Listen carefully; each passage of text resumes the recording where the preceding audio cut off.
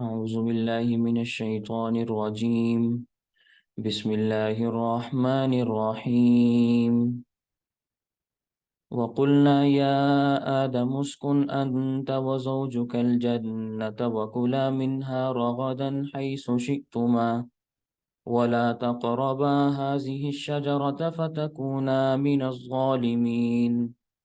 فأزلهما الشيطان عنها فأخرجهما مما كانا فيه وقلنا اهبطوا بعضكم لبعض عدو ولكم في الأرض مستقر ومتاع إلى حين.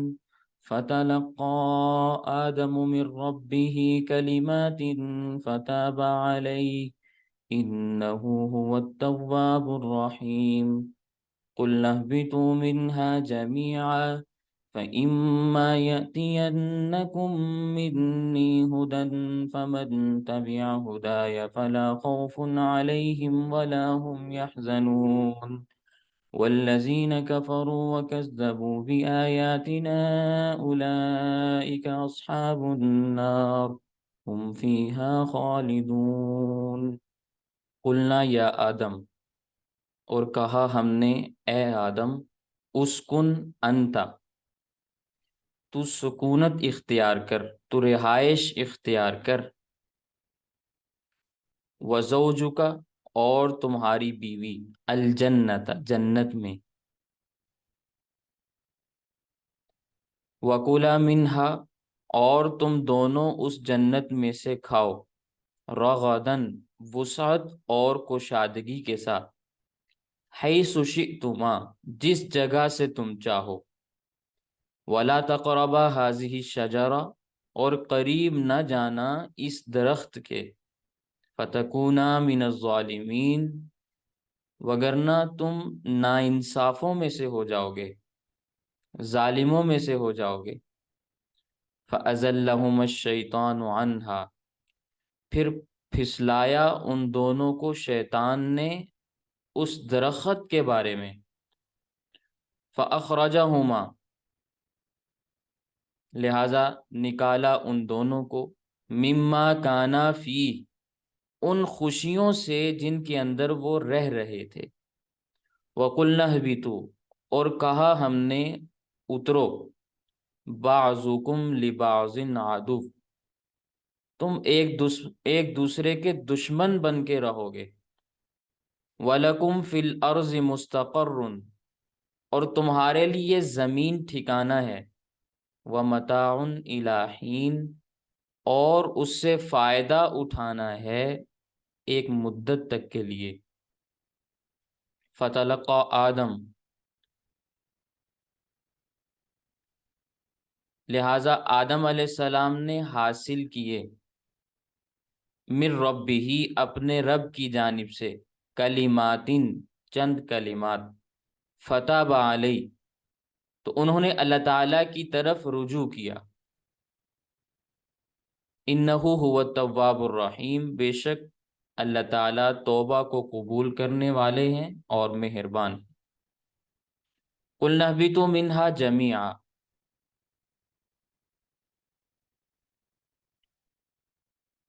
کہا ہم نے اترو تم یہاں سے سارے، جمیعا، سارے کے سارے، فَإِمَّا يَأْتِيَنَّكُمْ،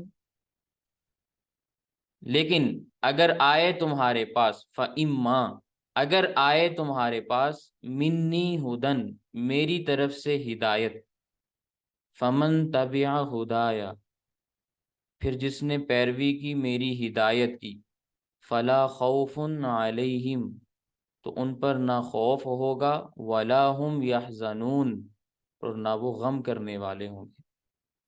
والذین کفروا، اور جنہوں نے کفر کیا، وکذبوا بآیاتنا، اور ہماری آیتوں کو جھٹلایا،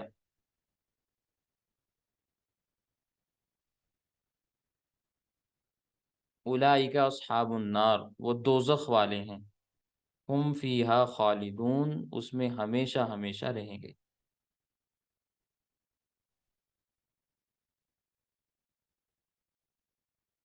پچھلے سبق میں آپ کے سامنے میں نے یہ بات بیان کی تھی کہ آدم علیہ السلام کا اللہ تعالیٰ نے وجود پیدا کرنے کے بعد فرشتوں کے سامنے جب ان کو پیش کیا تو آدم علیہ السلام اور فرشتوں کا اللہ تعالیٰ نے امتحان لیا۔ علم کا امتحان تھا جس میں آدم علیہ السلام کامیاب ہو گئے اور فرشتے کامیاب نہ ہو سکے۔ تو اللہ تعالیٰ نے فرشتوں کو حکم دیا کہ تم آدم علیہ السلام کو سجدہ کرو۔ فرشتوں نے بغیر کسی کیل و کال کے، کوئی بات کیے بغیر آدم علیہ السلام کو سجدہ کیا، جبکہ ابلیس نے سجدہ کرنے سے انکار کر دیا اور کہنے لگا کہ میں ایسے گھٹیا اور پسماندہ انسان کو سجدہ کیوں کروں، میں تو اس سے بہتر ہوں۔ تو اکڑ گیا اور اللہ تعالیٰ کی بات کو نہیں مانا۔ اس پر مجھے ایک واقعہ یاد آ رہا ہے مولانا رومی رحمہ اللہ کا، جنہیں مولائے روم کہا جاتا ہے۔ وہ ایک قصہ بیان کرتے ہیں اور قصہ بیان کرنے کے بعد فرماتے ہیں کہ کاش ابلیس سلطان محمود غزنوی رحمہ اللہ کے غلام ایاز سے سبق سیکھ لیتا۔ مولانا رومی رحمہ اللہ بڑے عجیب قسم کے بزرگ ہیں۔ انہوں نے مثنوی لکھی ہے، مثنوی مولانا روم، آج بھی مارکیٹ سے ملتی ہے، فارسی زبان میں ہے، اس کا ترجمہ اردو زبان میں ملتا ہے، لیکن اہل حق علماء کا ترجمہ لے کر اگر پڑھیں گے تو بات سمجھ میں آئے گی، وگرنہ گمراہ ہو جائیں گے۔ تو مثنوی میں انہوں نے کہانیوں کی شکل میں توحید کو بیان کیا، سنت کو بیان کیا، اخلاص کو بیان کیا، تصوف کے مضامین چھیڑے اور بہت کچھ سمجھایا۔ اور سلطان محمود غزنوی رحمہ اللہ یہ ہمارے مسلمانوں کے چند بڑے سلاطین میں سے گزرے ہیں۔ خلفائے راشدین کے بعد جن سلاطین کا امت احترام کرتی ہے وہ چند ایک نام ہیں، ان میں سلطان محمود غزنوی رحمہ اللہ بھی ہیں، اور انہی میں ایک نام سلطان صلاح الدین ایوبی رحمہ اللہ کا بھی ہے، انہی میں ایک نام سلطان بایزید رحمہ اللہ کا بھی ہے، عثمانی خلافت والے، انہی میں ایک نام سلطان محمد فاتح رحمہ اللہ کا بھی ہے، انہی میں ایک نام سلطان الپ ارسلان سلجوقی رحمہ اللہ کا بھی ہے۔ یہ وہ لوگ ہیں جو نہ صحابی ہیں نہ تابعی ہیں، بلکہ اللہ تعالیٰ نے ان کو حکومت عطا فرمائی، طاقت عطا فرمائی، اقتدار عطا فرمایا، تو انہوں نے نیکی کے ساتھ اپنی حکومت کو گزارا، قسم ہا قسم کے مجاہدے کیے، اور عجیب و غریب ان سلاطین کے قصے ہیں کہ پھر کسی موقع پہ میں آپ کے سامنے یہ باتیں بیان کروں تو آپ کو یہ بات سمجھ میں آئے کہ اللہ تعالیٰ نے مسلمان بادشاہوں میں کون کون سی خصوصیات اور صفات رکھی ہیں، اور مسلمانوں کے جو عظیم بادشاہ گزرے ہیں وہ کس قسم کے تھے۔ خیر، سلطان محمود غزنوی رحمہ اللہ کے دور حکومت میں ایک چھوٹا بچہ تھا جس کا نام ایاز تھا، لیکن ذہین بڑا، سمجھدار بہت زیادہ۔ تو سلطان ان کو اپنی نشست کے ساتھ بٹھاتے۔ اب وزیروں کو، مشیروں کو یہ بات بڑی ناگوار گزرتی، تو وہ اعتراض بھی کرتے کہ حضرت یہ چھوٹا سا بچہ ہے، آپ کے پاس بیٹھتا ہے، کسی بڑے آدمی کو اپنے پاس بٹھایا کریں تاکہ آپ کا وقار بھی بلند ہو۔ تو سلطان محمود غزنوی رحمہ اللہ خاموش رہتے، کوئی بات اور کوئی جواب نہیں دیتے تھے۔ لیکن جب انہوں نے ہندوستان پر حملہ کی اور سومنات کا مندر گرایا اور ہندوستان کے قیمتی ہیرے اور جواہرات یہاں سے لے کر افغانستان پہنچائے گئے، تو ان میں ایک بڑا قیمتی ہیرا تھا۔ اپنے غلام کو حکم دیا کہ ایک پتھر اور ہتھوڑا لا کر میرے سامنے رکھ دو۔ غلام نے پتھر اور ہتھوڑا لا کے سامنے رکھ دیا۔ جب بادشاہ کی مجلس جم گئی تو سلطان محمود غزنوی رحمہ اللہ نے جیب سے وہ قیمتی ہیرا نکالا اور اپنے ایک وزیر کو کہا کہ اس کو پتھر پر رکھ کر ہتھوڑا مارو اور توڑ دو۔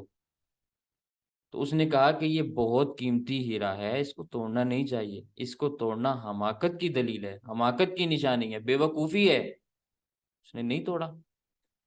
باری باری وزراء کو بلایا، کسی نے بھی نہ توڑا۔ سارے وزیر آئے، بادشاہ کے سامنے سے گزر گئے، کسی نے بھی ہیرے کو نہیں توڑا، بلکہ الٹا بادشاہ کو نصیحتیں کرتے گئے اور گزرتے گئے۔ تو سلطان محمود غزنوی رحمہ اللہ نے ایاز کو بلایا، کہنے لگے بیٹا اس ہیرے کو پکڑو اور ذرا توڑ دو۔ ایاز نے ہیرے کو پتھر کے اوپر رکھا، ہتھوڑا مارا، ٹکڑے ٹکڑے کر دیا۔ اب سلطان محمود غزنوی رحمہ اللہ نے ایاز کو کہا کہ بیٹا یہ بڑا قیمتی ہیرا تھا، سب وزیروں مشیروں نے توڑنے سے انکار کر دیا، تو نے کیوں توڑا اس کو؟ تو ایاز نے کہا بے شک یہ قیمتی ہیرا ہے، مگر میرے آقا کا حکم اس سے زیادہ قیمتی تھا۔ اب یہ واقعہ مولانا رومی رحمہ اللہ نقل کرنے کے بعد فرماتے ہیں کہ کاش ابلیس ایاز سے سبق سیکھ لیتا۔ ایک منٹ کے لیے چلو مان لیتے ہیں کہ ابلیس صحیح کہہ رہا تھا، کہ ابلیس بہتر ہے، آگ سے پیدا ہوا ہے، انسان گھٹیا ہے، خاک سے پیدا ہوا ہے۔ اگرچہ یہ بات خلاف حقیقت ہے، کیونکہ آگ سے خاک بہتر ہے، مٹی آگ سے بہتر ہے۔ اس پر امام راضی رحمہ اللہ نے سینکڑوں دلیلیں دی ہیں اور شیطان کی ایک ایک دلیل کا رد بھی کیا ہے۔ مگر ایک منٹ کے لیے اگر اس کی بات کو مان بھی لیا جاتا تو شیطان یہ تو دیکھتا نا کہ حکم کون دے رہا ہے، حکم کون دے رہا ہے۔ تو خیر یہ باتیں عشق سے تعلق رکھتی ہیں۔ شیطان عاشق خدا نہیں تھا، اپنے علم پر اس کو ناز تھا، گھمنڈی تھا، اور اپنے علم کے مطابق اس نے بات کی، اور بہرحال اس کا علم بھی غلط تھا۔ تو اللہ تعالیٰ فرماتے ہیں وَقُلْنَا يَا آدَمُ اسْكُنْ أَنْتَ، ہم نے آدم سے کہا اے آدم تو جنت میں رہ، وَزَوْجُكَ، اور تیری بیوی بھی تیرے ساتھ جنت میں رہے۔ اب یہاں جنت سے مراد اصلی جنت ہے، جس میں آدم علیہ السلام کو اللہ تعالیٰ نے ٹھہرنے کا حکم دیا تھا، اور اماں حوا کو آدم علیہ السلام کے ساتھ جس جنت میں بھیجا وہ جنت پیدا ہو چکی ہے۔ آج لوگ کہتے ہیں جنت کا وجود نہیں ہے، میں اس پر کئی دفعہ بات عرض کر چکا ہوں، سب کو میں بھی بات بیان کرتا ہوں کہ جنت اہل اسلام کے نظریے کے مطابق پیدا ہو چکی ہے۔ اسی جنت میں آدم علیہ السلام کو اللہ تعالیٰ نے بھیجا۔ آج بعض ملحد کہتے ہیں وہ ملک اردن کا ایک باغ تھا جس کو قرآن نے جنت کہا۔ میری بات سمجھ میں آئی؟ کہتے ہیں اردن میں ایک باغ تھا، آدم علیہ السلام کو اللہ تعالیٰ نے وہاں بھیج دیا۔ اچھا جی، بات مان لی آپ کی کہ وہ اردن میں تھا وہ باغ، تو اردن آسمانوں پہ تو نہیں ہے، زمین میں ہے۔ جب اللہ نے کہا چلو بھائی زمین پہ اترو، تو اردن سے اتر کے پھر کہاں گئے؟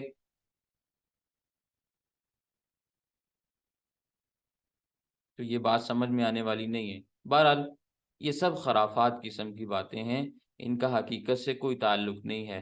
لوگوں نے جنت اور جہنم کے وجود کا انکار کیا ہے، اس انکار کی وجہ سے وہ ملحد ہوئے ہیں، زندیق بنے ہیں۔ اہل اسلام کے نظریے کے مطابق جنت اور جہنم کو اللہ تعالیٰ نے پیدا فرما دیا ہے، وہ وجود میں آ چکی ہیں۔ جنت کی نعمتوں میں روز بروز اضافہ ہو رہا ہے، جہنم کے عذاب میں بھی روز بروز اضافہ ہو رہا ہے۔ لوگ کہتے ہیں کہ جنت کا اپنا وجود نہیں ہے۔ اللہ تعالیٰ نے قرآن کریم میں مومنوں کو، مسلمانوں کو ترغیب دلانے کے لیے، اعمال پر برانگیختہ کرنے کے لیے، ابھارنے کے لیے اچھی اچھی چیزوں کا تذکرہ کیا اور ان کو جنت کی نعمتوں سے تشبیہ دے دی۔ جنت کسی مقام کا نام نہیں، حالانکہ قرآن کریم کی ہی آیات اور اللہ کے نبی صلی اللہ علیہ وسلم کی 20 احادیث اس بات کے اوپر دلالت کرتی ہیں کہ جنت مقام کا نام ہے، مکان کا نام ہے۔ جہاں مکان بھی ملے گا اور مقام کے ساتھ ملے گا۔ جہنم مکان کا نام ہے، جہاں مکان ملے گا لیکن عذاب اور دکھ کے ساتھ ملے گا۔ یہ چیزیں پیدا ہو چکی ہیں، اس لیے کوئی مسلمان ان کا انکار کرنے کی حماقت نہ کرے۔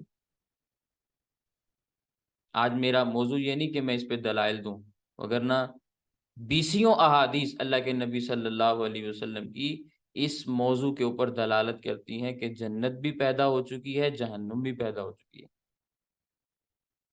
ٹھیک ہے، تو یہاں جنت سے مراد وہی جنت ہے جس میں حساب کے بعد ایمان والوں نے داخل ہونا ہے، اور وہ آسمانوں کے اوپر ہے، جس کے مقابلے میں دوزخ ہے، جس میں کافروں اور مشرکوں کو اللہ تعالیٰ نے داخل کرنا ہے۔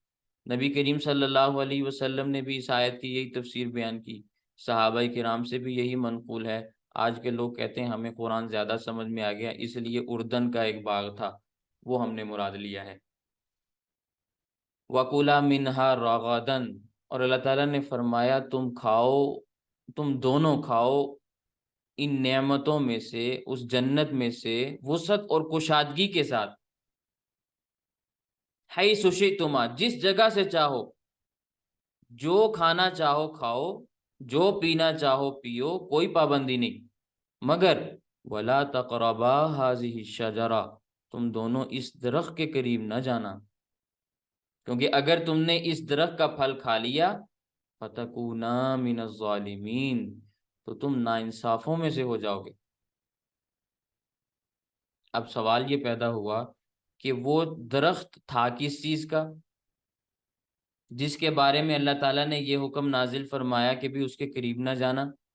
اب مفسرین کی تفاسیر آپ اٹھائیں تو آپ کو مختلف باتیں ملیں گی۔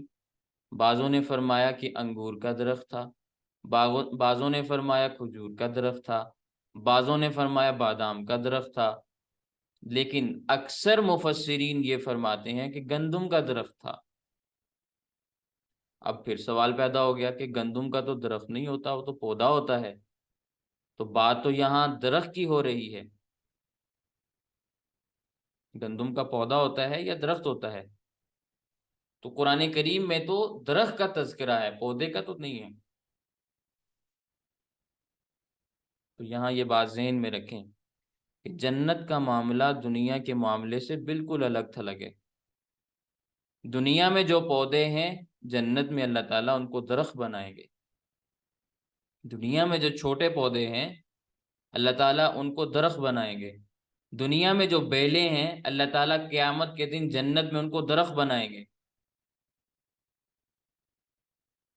دنیا کا معاملہ الگ ہے، جنت کا معاملہ الگ ہے۔ تو بہرحال مفسرین کی رائے کے مطابق گندم کا درخت تھا۔ تو ابلیس نے آدم علیہ السلام کو، حضرت حوا علیہ السلام کو اس درخت کے کھانے پر اکسایا۔ قرآن کریم میں ہے وَقَاسَمَهُمَا إِنِّي لَكُمَا لَمِنَ النَّاصِحِينَ، ابلیس نے دونوں کے سامنے قسم اٹھائی کہ میں تمہارا بڑا خیر خواہ ہوں، تمہاری بھلائی کی بات تم سے کر رہا ہوں، اور تمہیں بھلائی کرتے ہوئے، بھلائی نصیحت کرتے ہوئے تمہیں یہ کہتا ہوں کہ اللہ نے تمہیں اس درخت سے اس لیے منع کیا تھا کہ اگر تم درخت سے کھا لو گے تو ہمیشہ ہمیشہ جنت میں رہو گے، اس لیے منع کیا تھا۔ اب تم اگر جنت میں رہنا چاہتے ہو تو کھا لو۔ ٹھیک ہے، تو آدم علیہ السلام نے خیال فرمایا کہ ابلیس ہے تو ابلیس، لیکن اللہ کی قسم اٹھا کر ایک بات کہہ رہا ہے، تو ظاہر ہے اللہ کی قسم اٹھا کے جھوٹ تو نہیں بولے گا نا۔ اسی طرح اس نے حضرت حوا علیہ السلام کو بھی اکسایا، ان کے پاس بھی گیا، ان کو بھی جا کے باتیں بتائیں اور اکسانے کی کوشش کی۔ تو اسی وجہ سے بخاری شریف میں وہ جو روایت آتی ہے نا کہ اگر حوا علیہ السلام خیانت نہ کرتی تو دنیا کی کوئی عورت خیانت نہ کرتی، وہ اس معنی میں ہے کہ حضرت حوا کو جب شیطان نے پٹی پڑھائی تو وہ آدم علیہ السلام کے پاس آئیں، اور آدم علیہ السلام کو آ کے شیطان کی بات کہنے لگیں کہ وہ تو میرے پاس آیا تھا، وہ بڑا خیر خواہ بن رہا تھا، وہ نصیحتیں کر رہا تھا، یہ کہہ رہا تھا، تو آپ کوئی بات نہیں ہم کھا لیتے ہیں۔ پھر کیا ہوا؟ ٹھیک ہے، تو وہاں خیانت سے مراد کوئی دوسری غلط قسم کی خیانت نہیں ہے، بدکاری مراد نہیں ہے، کوئی اور مسئلہ نہیں ہے۔ بعض لوگ اس کو بدکاری کے معنی میں لیتے ہیں، حالانکہ ہمارا نظریہ ہے کہ انبیاء کرام اور انبیاء کی بیویاں بدکارہ نہیں ہوتی۔ آپ اس نظریے کو نوٹ کر لیں، اللہ تعالیٰ نے نبی کے نکاح میں کافرہ عورت تو بھیجی ہے، بد کردار عورت نہیں بھیجی، تو یہاں خیانت سے مراد وہ بد کرداری والی خیانت مراد نہیں ہے، ٹھیک ہے، یہ اکسانے والی خیانت مراد ہے۔ تو بہرحال دنیا میں آنا مقدر تھا، تو آدم علیہ السلام بھی آئے، حضرت حوا علیہ السلام بھی آئیں۔ فلما ذاق الشجرہ، پھر جب ان دونوں نے اس درخت کے پھل کو چکھ لیا، بدت لہما سوآتہما، ان دونوں کے ستر کھل گئے، وطفقا یخصفان علیہما من ورق الجنہ، سورہ اعراف میں آتا ہے، لگے وہ اپنے اوپر جوڑنے جنت کے درختوں کے پتوں کو، درختوں سے پتے اتارنے لگے اور اپنے جسموں کے اوپر ان کو جوڑنے لگے۔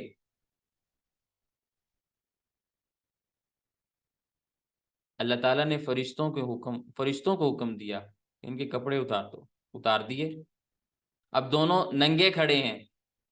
اب اللہ تعالیٰ کی شان دیکھیں کہ درخت بھی بگڑ گئے، اب جس درخت کے پاس جاتے ہیں ستر پوشی کے لیے، پتا اتارنے کے لیے، درخت بھی اونچا ہو جاتا ہے، اس کی شاخ اوپر چلی جاتی ہے، ٹہنیاں اوپر چلی جاتی ہیں۔ بالآخر انجیر کے درخت نے قربانی دی، پتے توڑنے دیے، تو اللہ نے انجیر کے درخت کو بھی دنیا میں بھیج دیا۔ انجیر جنت کا پودا ہے، دنیا میں آیا ہے، آدم کے ساتھ آیا ہے۔ اب انہوں نے پتوں کو اپنے ساتھ جوڑا، آگے پیچھے سطر کو ڈھانپا۔ اللہ جل شانہ نے ارشاد فرمایا، الم انہکما عن تلکما الشجرہ، کیا میں نے تم دونوں کو اس درخت کے قریب جانے سے منع نہیں کیا تھا؟ وَأَقُلْ لَكُمَا إِنَّ الشَّيْطَانَ لَكُمَا عَدُوٌّ مُبِينٌ، اور کیا میں نے تمہیں یہ نہیں کہا تھا کہ شیطان تمہارا کھلا دشمن ہے؟ تمہیں یہ ساری باتیں پتہ نہیں تھیں؟ تو حضرت آدم علیہ السلام نے اللہ تعالیٰ کے سامنے کوئی حجت بازی نہیں کی، آگے سے جواب نہیں دیا شیطان کی طرح۔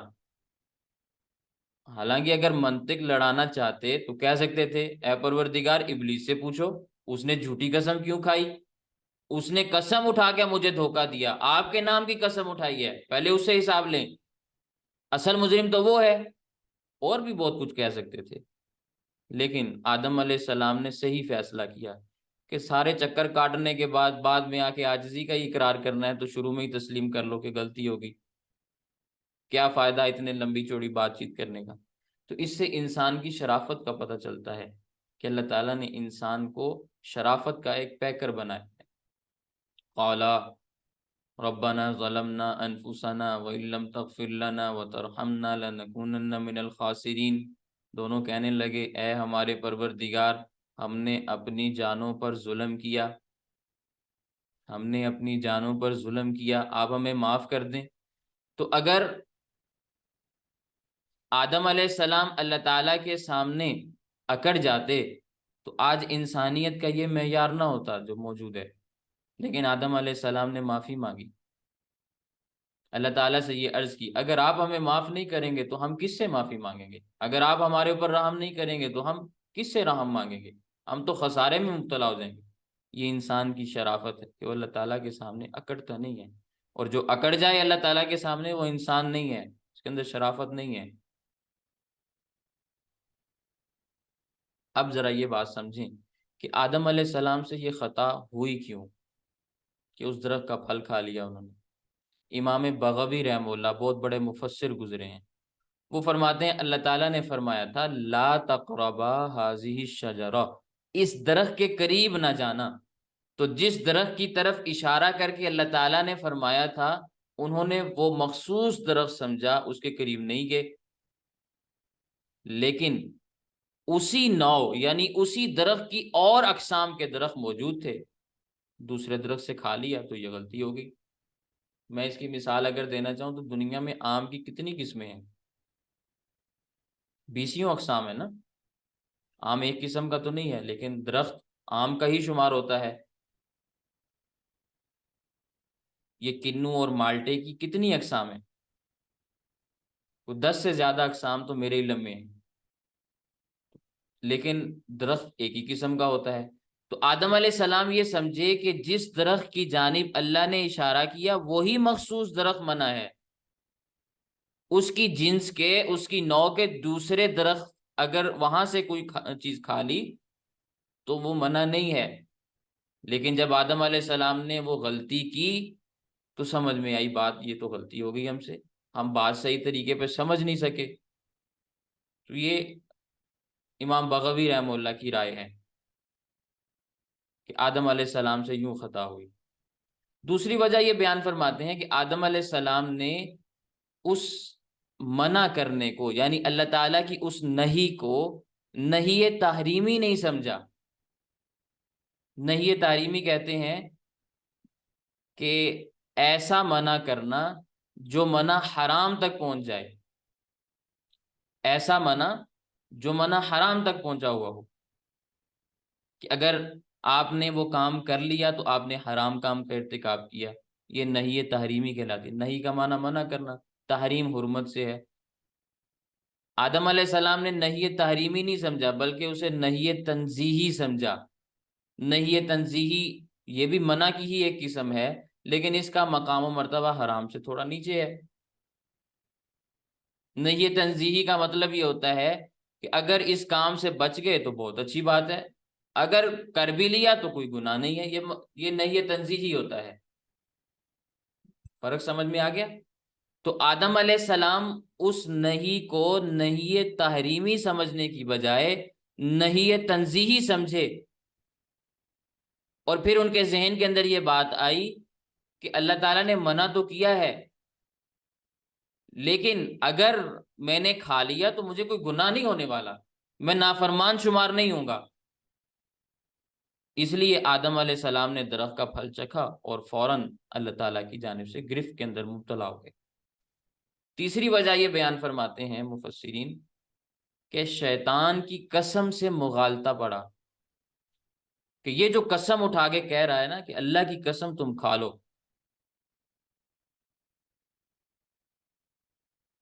تو آدم علیہ السلام یہ سمجھے کہ شاید اللہ تعالیٰ نے واقعتاً پہلا حکم اٹھا لیا ہے، پہلے اللہ نے منع کیا تھا، شیطان کو پتہ چل گیا ہے، اس کو منسوخ ہونے کا علم ہو گیا ہے، مجھے ابھی تک نہیں پتہ چلا، اس کو پتہ چل گیا ہے۔ تو آدم علیہ السلام بجائے اس کے کہ اللہ تعالیٰ سے پوچھتے، شیطان کی قسم کے اوپر اعتماد کر لیا۔ بہرحال جو کچھ بھی ہوا، جو مقدر میں تھا وہ ہو گیا۔ آدم علیہ السلام اور ان کی بیوی کو اللہ تعالیٰ نے زمین پر اتارنا تھا، اتار دیا۔ تو اللہ تعالیٰ نے فرمایا فَأَزَلَّهُمَا الشَّيْطَانُ عَنْهَا، پھسلایا ان دونوں کو شیطان نے اس درخت سے۔ نتیجہ یہ نکلا فَأَخْرَجَهُمَا، نکال دیا گیا ان دونوں کو، مما کانا فی، ان خوشیوں میں سے جن میں وہ تھے۔ قُلْنَا اهْبِطُوا وَقُلْنَا اهْبِطُوا، اور کہا ہم نے کہ تم اتر جاؤ، بعضکم لبعض عدو، تمہارے بعض دوسرے بعض کے دشمن ہوں گے، یعنی تمہاری نسل میں ایک دوسرے کی دشمنی چلے گی۔ یہ کوئی بات سمجھانے والی اس کی ضرورت نہیں ہے شاید، آج کے زمانے میں انسان دوسرے انسان کی کیسے گردن کاٹتا ہے سبھی کو پتا ہے۔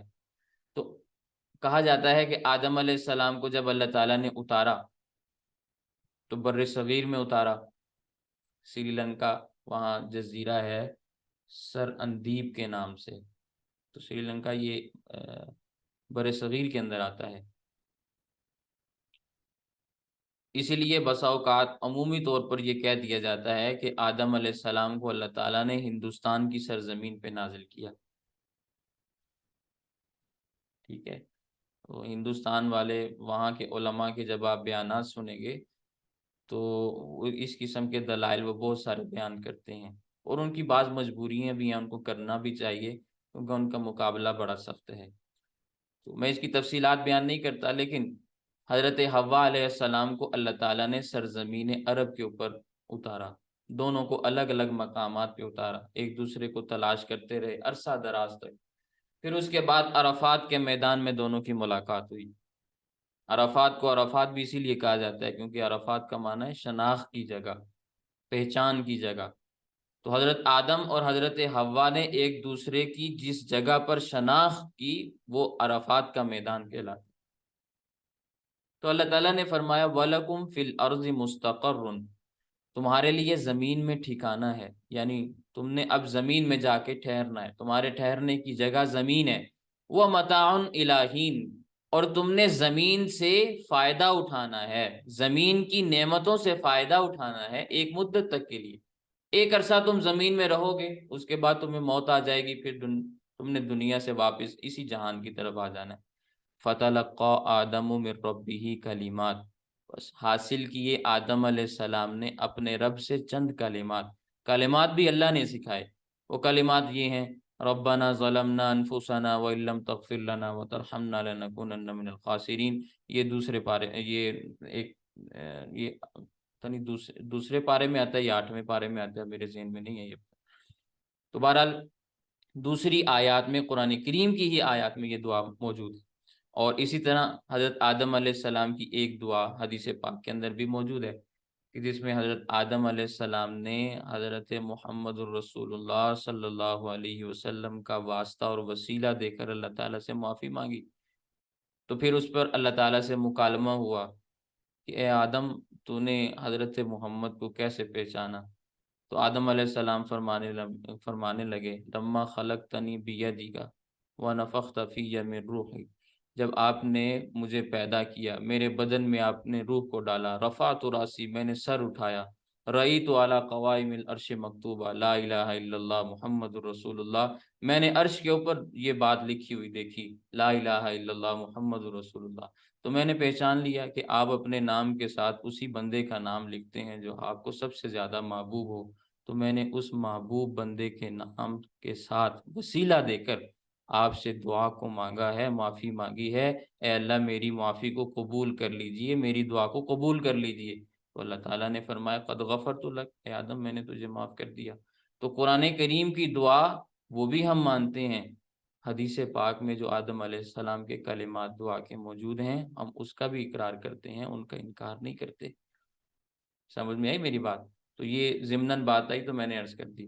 فتاب علی، آدم علیہ السلام نے جب اللہ تعالیٰ سے کلمات حاصل کیے، ان کلمات کے ساتھ اللہ تعالیٰ سے توبہ کی، تو اللہ تعالیٰ نے آدم علیہ السلام کی توبہ کو قبول بھی فرمایا۔ فتاب علی، اللہ نے ان پر رجوع کیا، یعنی ان کی توبہ کو قبول فرمایا۔ انہ هو التواب الرحیم، بے شک اللہ تعالیٰ توبہ کو قبول کرنے والے بھی ہیں اور مہربان بھی ہیں۔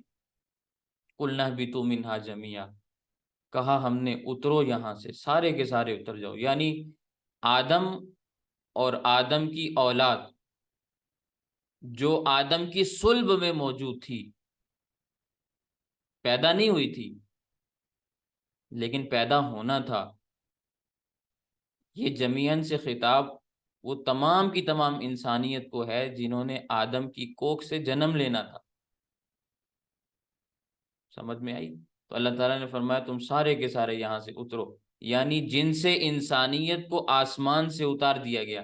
فَإِمَّا يَأْتِيَنَّكُم مِّنِّي هُدًى، پھر اگر آئے تمہارے پاس میری طرف سے ہدایت، اما اصل میں ہے ان ماں، ان شرطیہ ہے، اگر ہدایت آئی، اگر ہدایت آئی، یہ اس لیے فرمایا کہ اللہ تعالیٰ پیغمبر بھیجنے اور کتابیں نازل کرنے پر مجبور نہیں ہے۔ اگر اللہ نہ بھیجتا تو کوئی پوچھنے والا ہے؟ کوئی بھی پوچھنے والا نہیں۔ اسی لیے فرمایا اگر ضرورت پڑی تو میں ہدایت بھیجوں گا۔ فَإِمَّا يَأْتِيَنَّكُم مِّنِّي هُدًى، اگر تمہارے پاس کتاب آئی، تمہارے پاس رسول آئے، تمہارے پاس ہدایت آئی، پیغمبروں کی شکل میں ہو یا کتابوں کی شکل میں ہو، میں جیسے چاہوں گا بھیجوں گا۔ فمن تبع ہدایا، پھر جس نے میری ہدایت کی پیروی کی، فلا خوف علیہم ولا هم یحزنون، پھر ان کے اوپر نہ کوئی خوف ہوگا اور نہ وہ غم زدہ ہوں گے۔ یہاں دو جملے آگے، دو لفظ آگے، خوف آ گیا اور حزن آ گیا۔ فلا خوف علیہم ولا هم یحزنون، انسان کو دو قسم کے خطرات لاحق ہوتے ہیں. کبھی آئندہ کسی چیز کا خدشہ ہو، خطرہ ہو، اس کو خوف کہا جاتا ہے. مستقبل میں کوئی خدشہ، کوئی خطرہ لاحق ہونے والا ہو، اس کو خوف کے ساتھ تعبیر کرتے ہیں. اور گزرے ہوئے زمانے میں، گزشتہ زمانے میں کسی چیز پر افسوس ہو تو اس غم کو حزن کہا جاتا ہے یا غم کہا جاتا ہے، یا حزنون سے وہ مراد ہے. تو دونوں میں تھوڑا سا فرق ہے. آئندہ کسی چیز کا خدشہ ہو تو اس کو خوف کہتے ہیں، گزشتہ کسی چیز پر افسوس ہو تو اس کو غم کہا جاتا ہے، حزن کہا جاتا ہے. جب انسان ہدایت کے اندر مبتلا ہو جائے گا، یعنی اللہ تعالیٰ کی طرف سے جو ہدایت آئی ہے اس کی اتباع کرنے لگ جائے گا، تو پھر نہ آئندہ اس کو کسی چیز کا خوف ہوگا اور نہ وہ اپنی گزشتہ زندگی پر کسی قسم کی پریشانی میں مبتلا ہوگا، کیونکہ پہلے بھی اس نے نیکیاں کی ہوں گی، اب بھی نیکیاں کر رہا ہوگا، آئندہ بھی نیکیاں کرنے کا ارادہ ہوگا. اس لیے فلا خوف علیہم ولا هم یحزنون، یہ ان لوگوں کے لیے ہے فمن تبع ہدایہ، جنہوں نے ہدایت کی اتباع کی. اب یہاں پہ ایک سوال پیدا ہو گیا کہ قیامت والے دن تو منظر بڑا ہولناک ہوگا، سب کے طوطے اڑے ہوئے ہوں گے، جہاں تک کہ انبیاء بھی اللہ تعالیٰ کے سامنے پکار رہے ہوں گے ربی سلم ربی سلم، اے رب سلامتی نازل فرما، اے رب سلامتی والا معاملہ فرما.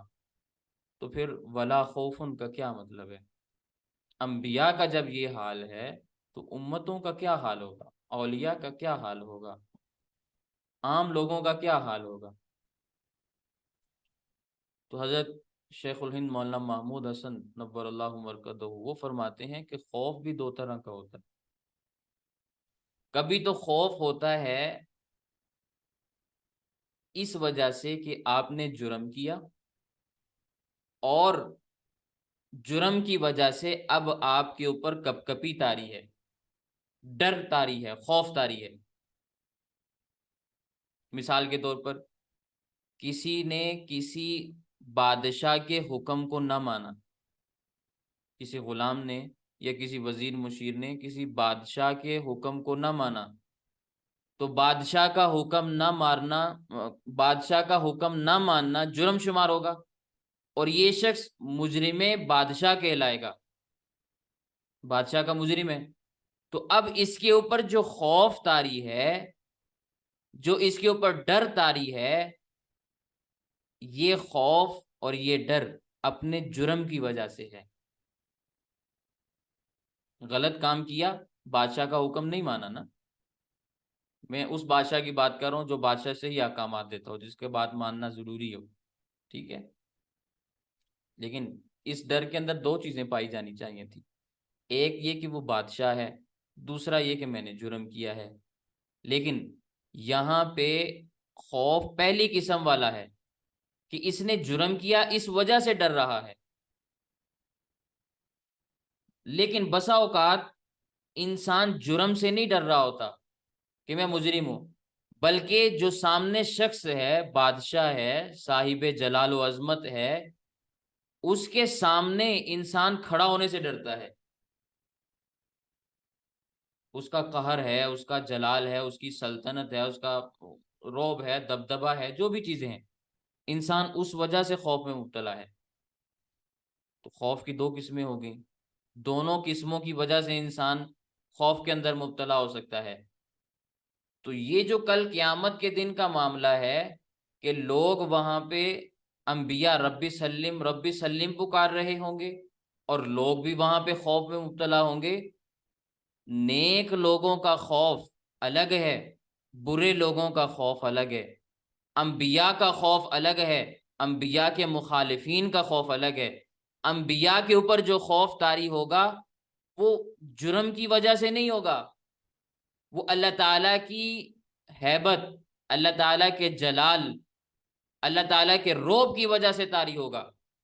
اور مجرموں کے اوپر جو خوف طاری ہوگا وہ اپنے گناہوں کی وجہ سے ہوگا. تو آیت کریمہ میں پہلی قسم کی نفی ہوتی ہے کہ جو خوف کسی جرم کی وجہ سے ہو، یہ خوف ان پر نہیں ہوگا کہ انہوں نے کوئی جرم نہیں کیا۔ میری بات سمجھ میں آئی؟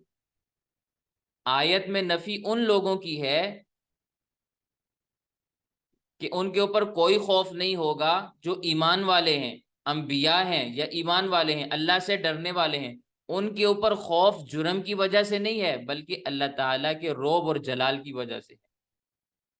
اور جو کافر لوگ ہیں، بے ایمان قسم کے لوگ ہیں، ان پر رعب الگ وجہ سے ہے، وہ الگ وجہ سے خوف میں مبتلا ہیں کہ انہوں نے جرم کیے ہیں، گناہ کیے ہیں۔ سمجھ میں آئی میری بات؟ والذین کفروا، اور جنہوں نے کفر کیا، وکذبوا بآیاتنا، اور جھٹلایا ہماری آیات کو، اولئک اصحاب النار، یہی لوگ دوزخ والے ہیں، ہم فیہا خالدون، اس دوزخ میں وہ ہمیشہ ہمیشہ رہیں گے اور ہمیشہ ہمیشہ جلیں گے، نکلنے کا سوال بھی پیدا نہیں ہوگا۔